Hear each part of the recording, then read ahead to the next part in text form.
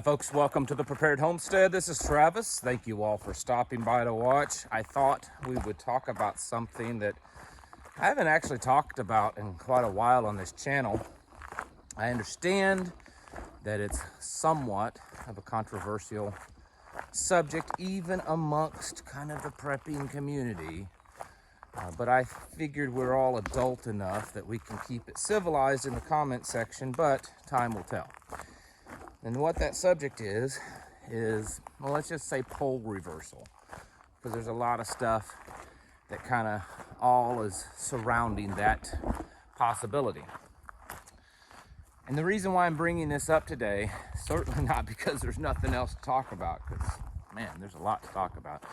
It's because there seems to be a growing amount of people and experts that believe we're getting really close to some type of cataclysmic event, globally cataclysmic event. And so I thought it would be, thought it would be a good time to talk about it. Again, this could be somewhat controversial, only because there's so many different theories. Most preppers will entertain the idea of this happening. Most of them, many of you, believe it will happen in some form or fashion. It's that form or fashion that's usually debated, because there's so many different theories out there on what could or will happen. And I'll tell you this, I'm not an expert at all, but I do read it. I like to follow different people. I know many of you are going to speak up and say suspicious observers. Yes, I watch a lot of his stuff, but there's others out there, and there's varying theories. Everything from, it could cause a little bit of communication disruption, maybe some cell towers and GPS going out, to, well, it could be like a 1859 Carrington event, which will knock out power grid and electronics. It could be earth tilting and sloshing and lots of people dying, all the way up to, it's going to be a major extinction. And unless you're in the most secure underground facilities, we're all going to die. So see, there's a lot of variation of theories. I tend to look at these kind of things and say, well, probably the truth is somewhere in the middle. So I wanted to talk about it, not so much the specific theories, because like I just said, there's just a lot, and there's just too much to cover. And some of these are a little on the cuckoo side, coming from people that I don't know where they're getting their information or why they think people would believe where they're getting their information, but that's neither here nor there. Others are very scientific, and the big thing is that I think that it is very much a reality. Not 100%, but I do believe that there's a very good chance of this. There's been declassified government documents over the past few years. And in fact, I believe it was 2015, there was a study done by the US military. You can find the documents on a DoD website, where they were developing continuity of government plans in the case of a pole reversal. And I guess I should explain a little bit, because there may be some of you that have no idea what we're talking about. So obviously you have your north, and this is difficult because all the different theories are different. You have your north and south pole, and they're in particular places on the planet, and they have been moving. They're always moving. They're always in constant flux, moving around. But in the last couple of decades, they've sped up. In the last few years, they've sped up a lot. And there's a belief that the north and south poles will flip. That's one theory. There's also a theory that the sun will go through kind of a micronova, a big pulse. Not enough to destroy all life, but enough to make things really, really difficult, causing the earth to kind of tilt on its axis. Oceans slosh around, do a lot of flooding, kill a lot of people. There's also theories that there's some rogue planet out there that'll show up one day and cause planet-wide extinctions, and and then there's I guess, people that just believe that the earth isn't the, little ball thing. And that's okay too if that's what you want, as long as you don't beat up the people that believe otherwise. The point is that there is a growing amount of evidence to indicate that this could be a reality, not just in someone's future, but in our future. There's increased evidence that this could be happening potentially in the next few years. Some people believe in the next few weeks, but in the next few years. And there's a lot of speculation that a lot of the stuff that's going on politically all over the world could be part of this. Even the Great Reset and Agenda 2030, because they all line up really well with the majority of theories of when this could happen. A lot of people believe that they've known about this for decades, and that's why these global plans have been happening for decades, so that they can put them into place, and when this happens, that the people in power don't lose their power, their authority, that they'll have more control over the people, yada, yada, yada. There's also a lot of belief that this cataclysmic event does, in a lot of ways, line up with biblical prophecy. Some say it doesn't, some say it does. Really, theories are all over the board. And I get people all the time asking about it, kind of in the way of, are you even aware that this is happening? And yes, I am. I follow it a lot. My wife and I, that's one of our little things that we like to do. There's a few people on YouTube that we like to sit and watch their videos, or we read different articles. And I'll tell you, my personal opinion is not with anyone in particular at all. Like I said, I think it's probably somewhere in between. The fact is I don't believe anyone completely knows what will or will not happen, or if it'll happen at all. There's a growing consensus, even amongst Christians, biblical scholars, and scientists, that it's quite possible that this event that we are facing, possibly in the near future, is the same event, or at least similar, let me put it that way, event that what Noah went through. And of course, I know many of you are going to jump in and say, yeah, but Father promised in the Bible that he'd never flood the earth again. That's true. So, I bring that up often. But many people believe that this isn't going to be a complete flood, that it's going to be different this time. I don't know. Some of you are probably sitting there, why is he talking about this if he doesn't know? I'm talking about this because I think that there's definitely enough evidence to indicate that we could be in the works of facing something. The planet is definitely changing, and I'm not on here ever going to say that, oh, it's all because of man-made climate and global warming, blah, blah, blah. The planet is certainly going through some changes, and that's where a lot of these people believe that they're trying to spin the narrative that it's, man-made global warming, when in fact it's this massive planetary change that we are, in the process of going through. That makes sense to me. If you read in the Bible, the days of Noah, as in the days of Noah, and the big spider web. And there's another one. Boy, they're all out this morning. The birthing pangs and stuff. If many of you've read all this many, many times.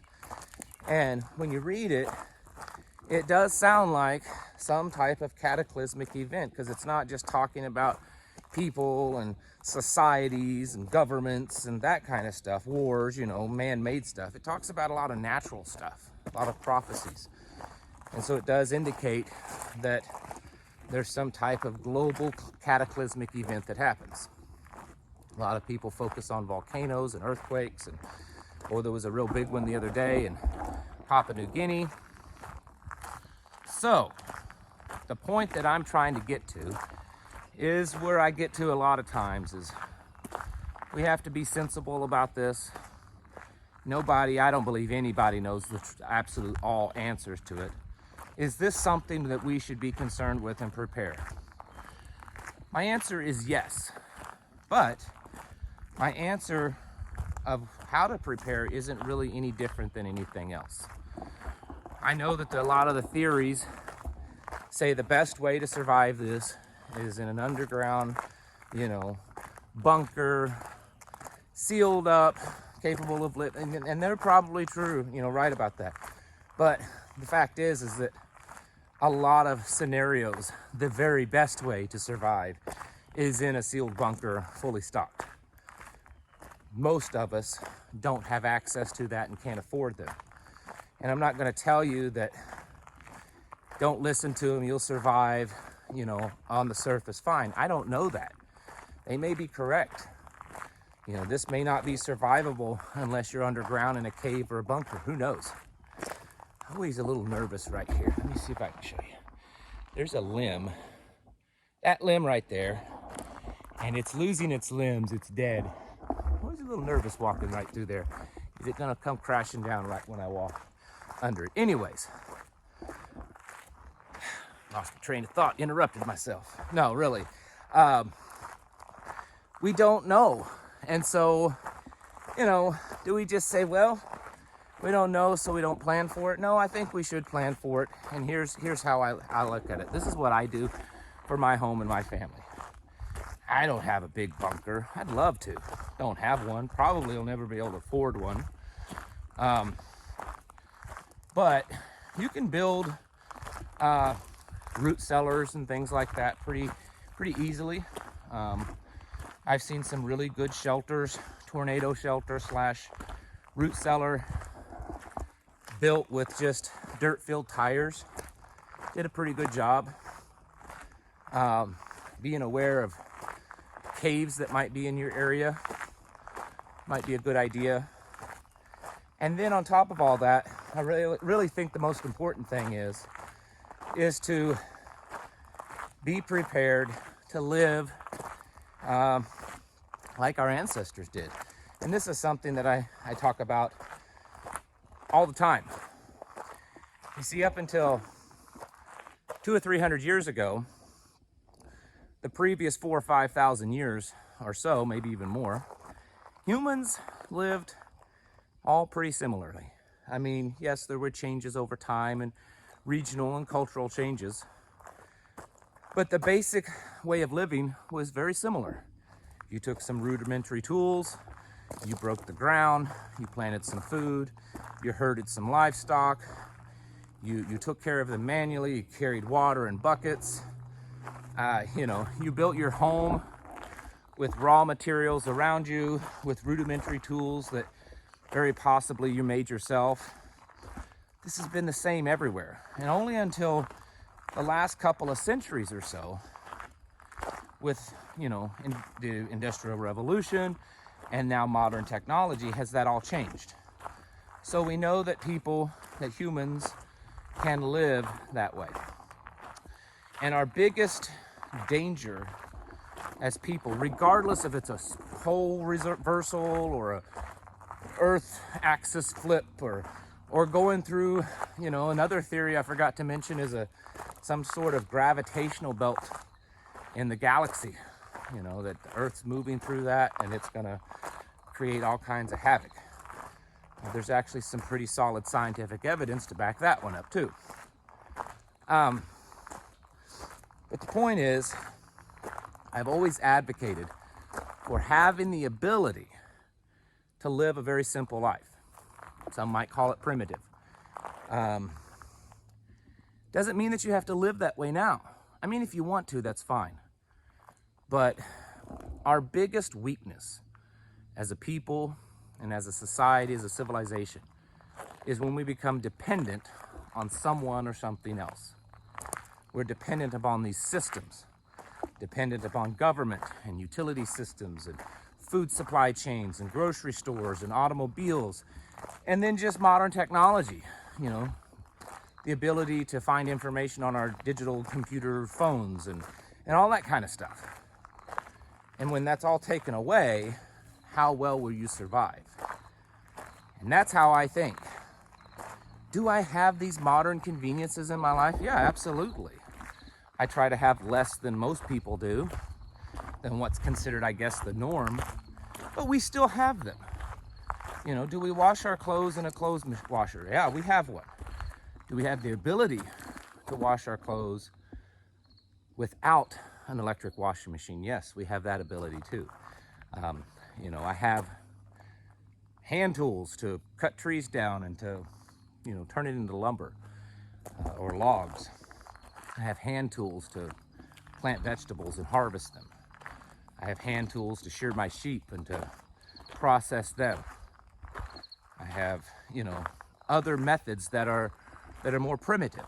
And I think that that's where we should be, is trying to find alternatives so that if the system collapses, regardless of whether it's a pole reversal or solar flare, nuclear war, EMP, whatever it is, because there's a lot of scenarios that end up very similarly, that we're capable of living simple. And especially in communities, having people together to kind of live in that old-fashioned communal setting. And I know that many of you probably worry a lot about this whole pole reversal and axis shifting and maybe even a rogue planet or whatever it is. And I don't have an answer for that. I believe we do the best that we can. We know for a fact that, you know, humans have survived a lot of things, and I think that we'll survive some more. And we also, for those of you that believe in the Bible tells us that we will survive. So, you know, these events are survivable. A lot of people will die, but they are survivable. So for those of you that are preparing and that have a plan, I'd say you have a pretty good odds of making it through this. So continue doing that. Evaluate your preps and your plan. Do they include a way to live a little bit more primitively? Because if you do that, this is my theory, if you do that, then you become very prepared for a lot of scenarios. That is my contingency plan. Certainly I have my initial plan includes some modern technology for us to survive on, you know, things like solar power and, you know, that kind of stuff. But what happens if that is no longer usable because of some event? So what do I do in that case? Well, I'm not worried about running my electricity and trying to find fuel for my generator. I'm just completely non-electric. It's possible, and you can survive very easily that way. And so that should be part of your preparedness plan. Regardless of what you believe of the poles and the earth and the sun and all the other stuff, I always advise that probably your final last contingency plan is having the ability to live without all of these systems, live primitively. And I think if you do that, you'll end up in a pretty good place. And if you have the ability, the money, or live in the location to build some type of underground shelter, I would certainly do that if you're able to. Because like I said earlier, that's something good to have in a lot of scenarios. All right, folks, it's time to get your houses in order. Prepare yourselves mentally, physically, and spiritually. Thank you for watching. I'll catch you in the next video.